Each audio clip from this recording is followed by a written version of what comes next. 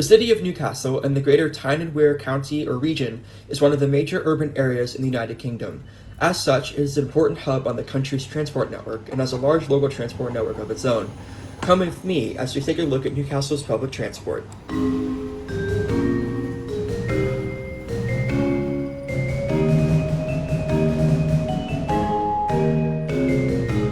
Before we begin, please consider liking the video and subscribing to the channel. Also consider supporting me on Patreon. I'll put a link in the description below. If you want to see a behind-the-scenes look at the Tyne and Wear Metro, I'll put a link to the vlog playlist in the description as well as a card in the top right corner. First, we need to take a look at the geography of the region. The county is located in the northeast of England, with Northumberland and then Scotland to the north, and County Durham to the south. Newcastle proper, as well as a lot of the urban areas of the county, are located along the River Tyne, which flows eastward into the North Sea and passes through the centre of Newcastle, as well as Gateshead. To the south of the county is the River Wear, which also flows into the North Sea and runs through the middle of Sunderland, another major town in the county. The county has beaches and seaside areas which are popular places to visit. Last, the airport is located to the northwest of the city of Newcastle. For our look at the public transport, we'll start with the backbone of the region's transport, the Tyne and Wear Metro.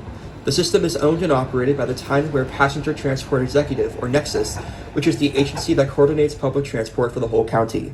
The system is a light regional scale metro and can also be classed as an interurban, especially since it uses old suburban rail alignments. The system has 2 lines, 60 stations, and 48.2 miles, 77.5 kilometers of track, and opened on August 11, 1980. The Green Line runs from Newcastle Airport west to South Gosforth, where it joins with the Yellow Line. From there, it runs south through a new city centre tunnel through central Newcastle, where it connects with Newcastle Central Station and Gateshead, before emerging from the tunnel west of Gateshead Stadium. From there, it runs roughly east to Pella, where the Yellow Line splits off. It continues running east, then southeast, then east to Sunderland, with the joint National Rail Metro station, where the line takes a sharp curve to the west and runs to South Hilton. Uniquely for rapid transit, the section between Pella and Sunderland is shared with National Rail trains and is managed by Network Rail, meaning that Green Line trains carry National Rail train numbers in addition to their Tyne and Wear train numbers. The Yellow Line starts at St. James, then runs east and is a new city centre tunnel, stopping at Monument, where a connection to itself when the Green Line is available. More on why that exists in a bit. It runs northeast to the coast, where it turns north, then runs back west to the north of the county.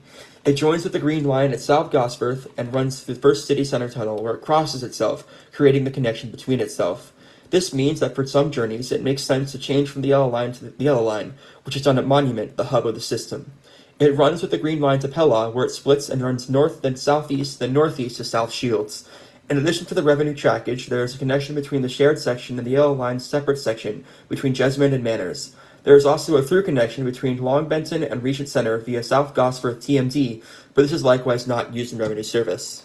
The system uses standard gauge, 4-foot 8.5-inch or 1435mm track, is electrified with overhead lines at 1500 volts DC, has a top speed of 50 miles per hour or 80 kilometers per hour. Uniquely for a rail system in Britain, the Tyne and Wear Metro uses metric for measurements of speed and distance. As far as automation goes, the system uses GOA1, where in-cab signaling and safety systems are used to supplement manual operation of the trains. In this case, the system is Induci, which was imported from Germany, where it is in widespread use on the main lines. Induci uses electromagnets attached to the track and to the train.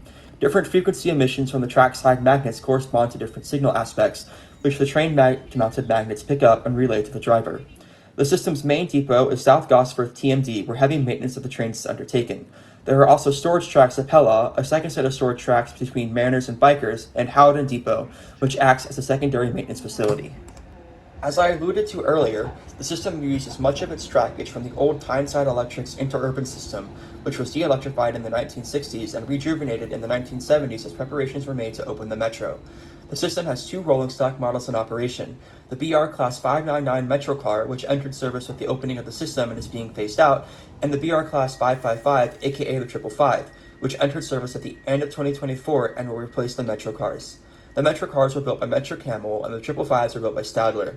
For more information about the rolling stock of the Tyne and Wear Metro, you can watch my video on the topic, which will be linked in the description and will appear as a card on the top right corner. The system provides good region-wide coverage, with trains serving most of the populous areas of the county with frequent and speedy service. The Metro has one expansion plan.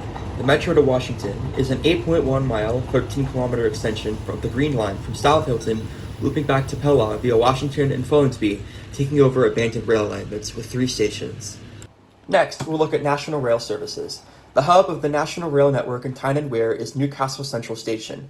At this station, London North Eastern Railway runs services north to Scotland and south to London's King's Cross via York along the East Coast Main Line. Lumo also provides a similar service along the East Coast Main Line in competition with LNER. TransPennine Express provides intercity services as part of their North TransPennine route to Liverpool via Manchester and to Edinburgh, although both services terminate at Newcastle. Cross Country operates trains north into Scotland and south into the Midlands, Southwest, and South Coast. The last intercity operator is Grand Central, which runs trains from Sunderland to King's Cross in London. Regional services in Tyne and Wear are provided by Northern Trains. There are only a handful of national rail stations in Tyne and Wear. Along the Northumberland and East Coast main lines heading north out of Newcastle Central, the only station in Tyne and Wear is Manners, before trains continue to Morpeth, ECML, or Ashington, NL.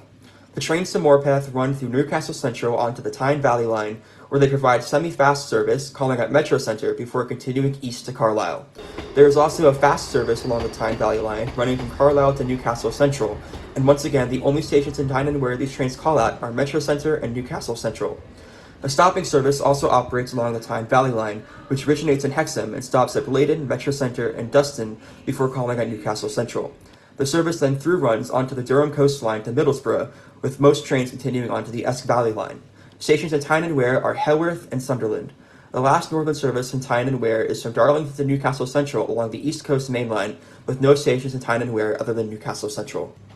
LNER services are operated by the BR Class 800 and Class 801 Azuma, built by Hitachi. Cross-country services are provided by the BR Class 220 Voyager and Class 221 Super Voyager train sets manufactured by Bombardier. TPE uses the BR Class 802 Nova 1, also from Hitachi. Lumo uses the BR Class 803, which is yet again from Hitachi. Grand Central services are operated with the BR Class 180 Adelante from Alstom and the Class 221. Northern services are operated with the BR Class 156 Super Sprinter and the Class 158 Express Sprinter. All lines are built to standard gauge, and the East Coast Main Line is electrified at 25 kV 50 Hz AC with overhead lines. There are two ferry services in Tyne and Wear. The first is the Shields Ferry, which is operated by Nexus and runs between North Shields and South Shields, hence the name, and connects two of the sections of the Yellow Line. The ferry runs every 30 minutes and has two boats, Pride of the Tyne and Spirit of the Tyne. It takes roughly 7 minutes to cross the River Tyne, and it transports passengers only. The other ferry service is operated by DFDS Seaways, which is a Danish shipping company. The service runs one round trip per day between Royal Keys and Ijmuiden in Denmark. The service transports road vehicles and passengers. Local and regional bus service in Newcastle is overseen by Nexus, but is run by private companies. The big three of Tyne and Wear are Arriva Northeast, Go Northeast, and Stagecoach Northeast. There are additionally smaller bus operators. Arriva Northeast provides services in Newcastle proper and North Tyneside, as well as services around Sunderland. Go Northeast operates services all around the county, and Stagecoach Northeast provides a more local service in Newcastle proper, Sunderland, and South Shields.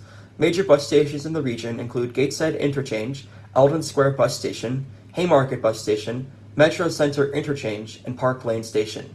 Several Tyne and Wear Metro stations also serve as bus hubs, and there are a handful of smaller bus stations scattered throughout the county.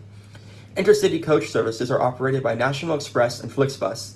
National Express buses run from Newcastle Coach Station and Park Lane Interchange to places like Birmingham, Bristol, Edinburgh, Glasgow, Hull, Leeds, Liverpool, Manchester, and London. Flixbus operates from John Dobson Street and Park Lane Interchange to places like Birmingham, Cardiff, Coventry, Leeds, London, and Manchester. The last thing we'll talk about is ticketing. Tickets for national rail services are purchased through the rail operators themselves. The Tyne and Wear Metro has 3 fare zones, A, B, and C, and tickets can be purchased as paper tickets, pop cards, a smart card system, or pay-as-you-go using pop. An all-zone Metro ticket is also usable on the Shields Ferry.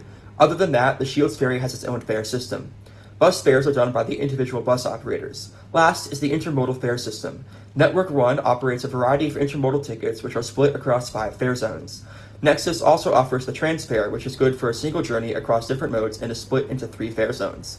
That's all the public transport in Tyne and Wear County. If you enjoyed the video, please consider liking it and subscribing to the channel. If you want to support what I do here, you can subscribe to my Patreon. I'll put a link in the description below. There will be a transit showdown between Newcastle and Atlanta coming soon, so be sure to subscribe so you don't miss it. Thanks for watching, and I'll see you next time.